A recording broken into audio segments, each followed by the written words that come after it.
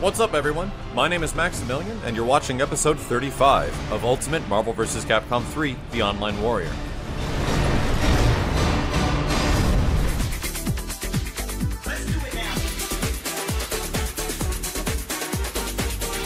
So as a quick follow-up to the previous episode, we were talking about the TAC infinites that had been discovered in Ultimate Marvel vs. Capcom 3, how they're going to affect the game, and how they've affected the game already before that of the big international tournament, Evolution 2012, that's going to be happening very soon to the recording of this video. Now, there's another piece of interesting news that has come up as a result of this. With a lot of the players worried about the future of Ultimate Marvel 3, and a lot of the folks playing the game right now concerned of how much this TAC Infinite is going to affect the large majority of the cast of characters and how people play the game, many people went to the game's producer, Ryoto Nitsuma, about this problem, or how they perceive it to be a problem, to see if there's anything that Capcom is possibly going to do about the game in its current state right now.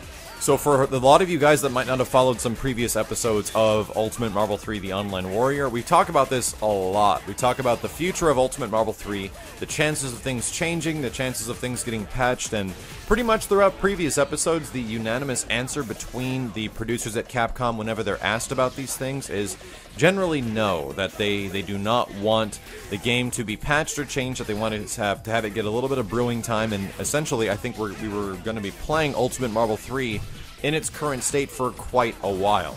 Now, we've been under this pressure for some time. Like, I think over the past many months, ever since the game was released, people have been asking for an overall balance adjustment patch, a patch that would change the majority of the characters, rebalance the game completely, and kind of give us a new version of Ultimate Marvel 3, which is kind of understandable because that's what happened to the previous games in somewhat of a fashion. I think we had a pretty big balance patch that came at the end of last year where certain characters like Chris and Hulk were changed quite a bit, but not the majority of the cast. Not everybody was changed. But things seem to be changing now, because every time we've heard from the producers about Ultimate Marvel 3 being adjusted or patched, the answer's generally been no, that we moved on to bigger projects, they're doing other things, they're going to let the game go, and they're kind of done with it.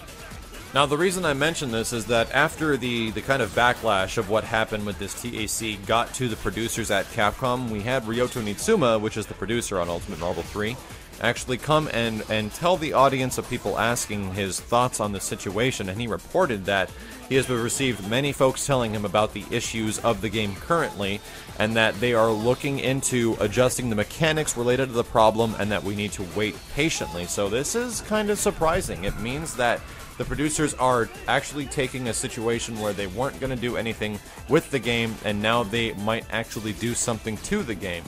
But the big thing is that, do they just fix the TAC glitch, or do they actually go in and rebalance the game? Now, the issue is that we don't know what they're working on. The team that was working on Ultimate Marvel 3 is no longer working on this game, and they're working on something else. What that other game is, we don't know. And the fact that they're returning to Ultimate Marvel 3 to actually patch more and fix things is kind of an interesting sign, and it means that Marvel 3 could change pretty drastically when this happens if they actually go for a fairly large patch update for essentially one of the biggest fighting games that are out there right now, and one of the most hyped ones that exists. So here's the thing. How do they fix this? And that's what I keep thinking about, is if they go into the game and they eventually adjust things, I'm not too sure if there's a way to directly adjust the TAC Infinite itself, because that's a part of the game because of a mechanic that already exists in Ultimate Marvel 3, where the Team Aerial combo allows you to have infinite or an infinite amount of hit stun scaling. Essentially, the hit stun scaling does not decrease when you're in the combo, and you're able to continue your combo no matter what until they hit the ground. This glitch means that you have to avoid hitting the ground and essentially keep your character rising up and off of the ground through means of canceling normal moves, and the game thinks that you're still in motion. But if they try to patch this, I think it could change the game pretty drastically, because it'll most likely get rid of the fact that Team Aerial combos will no longer do hit stun scaling similar to how they are right now. I think that might be the sacrifice as a result of removing this glitch if they choose to do it, and we remove the TAC swag combos. Essentially, Team Aerial combos would be put under the same perspective of regular combos, and you'd have to just deal with hit stun scaling when the next character comes in, which would be a fairly big change. And a lot of combos in this game are extended as a result of the fact that TAC's don't have hit stun scaling, and you can just go crazy with them and do whatever insane imaginative stuff you can, because the combo system in Ultimate Marvel 3 is meant to prevent infinites by blocking the amount of hit stun you're allowed per hit. So I think that could end up being either good or bad for the game, because that changes a lot of what makes Ultimate Marvel 3 interesting. Like, these TAC combos are risky because you're taking a chance by going into them, but they're really interesting and they're really cool.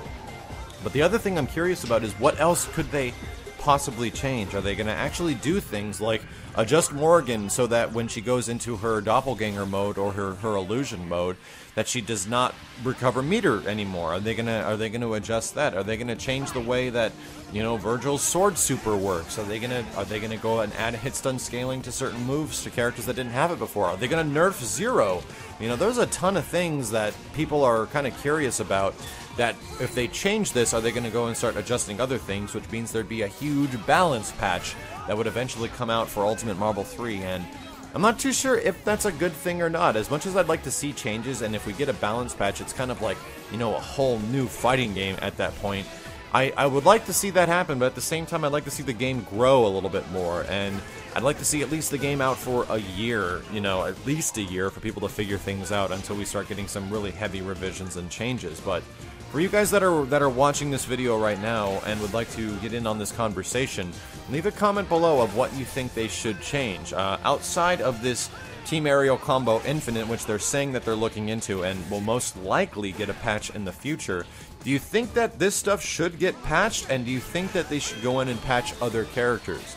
On top of that, do you think, or what specific things do you think that they should possibly get rid of or leave alone? Now, like I'm saying, there's a few examples I was giving here, that stuff that seems very powerful, if not exactly broken, but extremely powerful to the point at which it makes a lot of other characters useless. And that's the kind of stuff that bugs me, when you take one character that does something so well, it makes a lot of other characters pointless to use.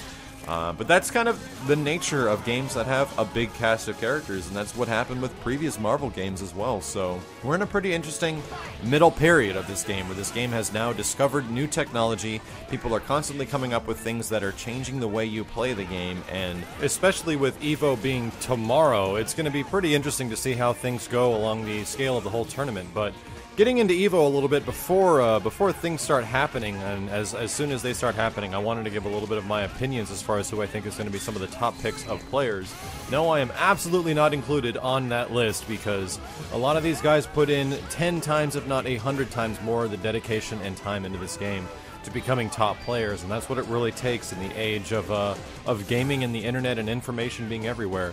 So I just wanted to talk about a few of the players that I'm really looking forward to, and who I think is probably going to be top picks in the final top 8, or the top few that I have listed here.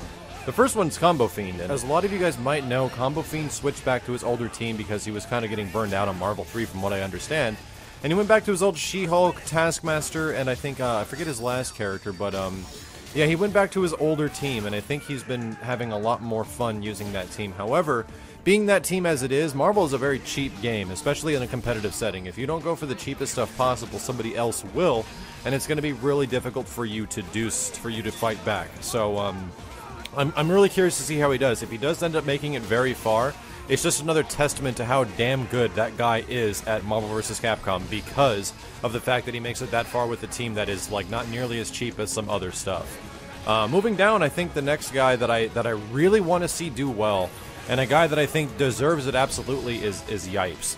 Now, for you guys that might not have seen, Yipes is his main team, I think, is Virgil, Dante, and I don't think he uses Magneto. It might be Magneto, but what is amazing, and one of his best characters is his Dante.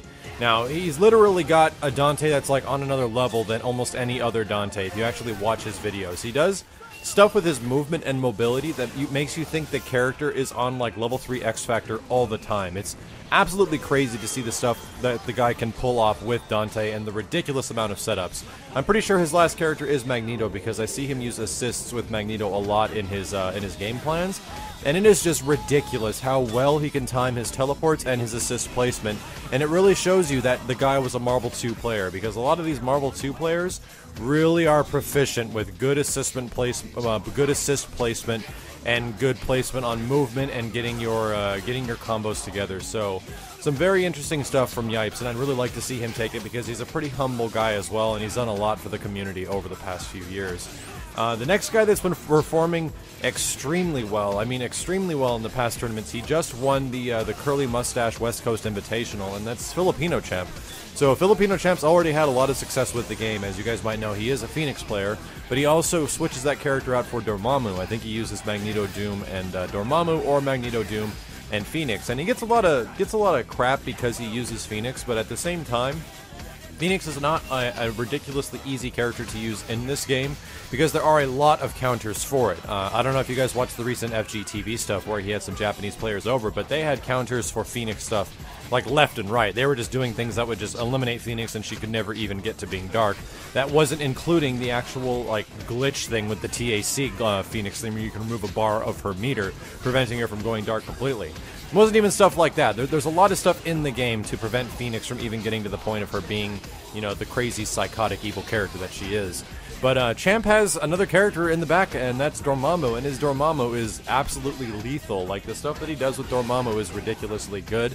The other guy that's been recently sticking around at the FGTV place is Zach Bennett, and Zach Bennett uses a guy that uses, like, a Firebrand, and another crazy Dormammu player as well, and there's some extremely good stuff coming from him. The only challenging thing is that Firebrand is not a character that can, like, touch of death a lot of the time because he has such little damage output, but some insane setup, some stuff that's ridiculously hard to block, and some stuff that is going to be really hard for anyone else to get used to blocking since, hey man, you never see that character anymore. Or hardly at all. The next guy that I think is a real good chance to win it is, of course, Viscant, because or Viscant, and he's one of the better ones because he won EVO last year, as many of us know. But at the same time, he's also just improved his tech. He uses a similar team to as before with Hagar, Wesker, and Phoenix. But at the same time, he kind of just revolved his tactics around the new game. Even though his strategy doesn't work the same as it did in the previous one, it still is working really well, so I would not be surprised if he got extremely far. And of course, we can't forget Justin Wong, who is a very high likely chance with a couple of the new teams he's been using, and he's been training extremely hard. I actually would have money down on Justin taking EVO this year for Ultimate Marvel 3. And the last one, which is somebody that I really want to see do good, and it's Clockwork. Reason being is that Clockwork is a dedicated Strider player. Whether or not he's on level 3 X Factor and or otherwise, he's always performed and he's always done some really good stuff with Strider, and that's why I want to see him do well, because Strider is one of my favorite characters and Clock is a real good competitor. When I never see him talk smack, I never see him do anything really negative, and he's always been a cool guy, and he's been a really cool guy for us in the show, as you might have seen before. But that's about it. If you guys run into me at EVO, be sure to stop by and say hi. We'll be walking around with a lot of the cast members from Assist Me.